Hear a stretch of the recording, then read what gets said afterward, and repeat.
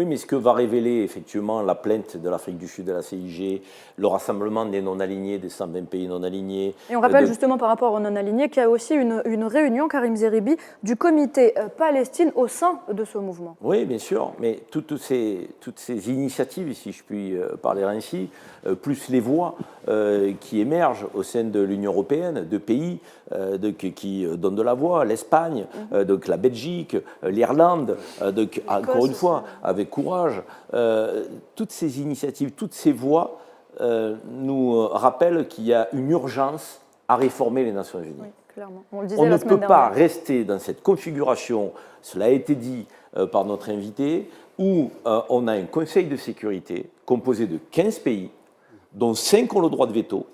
Et parmi ces 5 pays, si demain on devait parvenir à un vote, il faudrait obtenir le vote de 3 pays, vous l'avez dit, vous les avez cités, donc les États-Unis, la Grande-Bretagne et la France, qui puissent se prononcer en faveur de sanctions envers Israël. Et on voit bien que ces 3 pays détiennent quelque part la décision à l'échelle de la planète.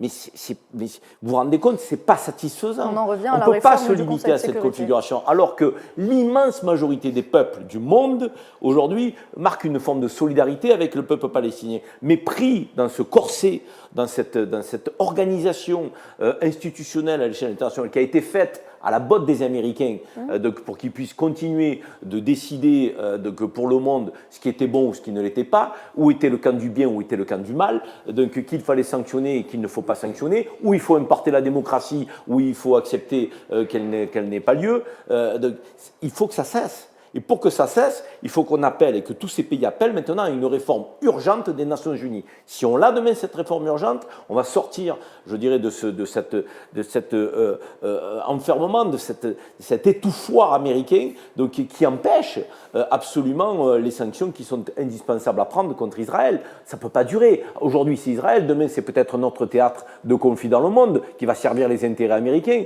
Et pour le coup, on ne pourra pas intervenir. Donc, il faut qu'on ait cette réforme des Nations Unies de toute urgence. Et toutes ces initiatives peuvent y participer.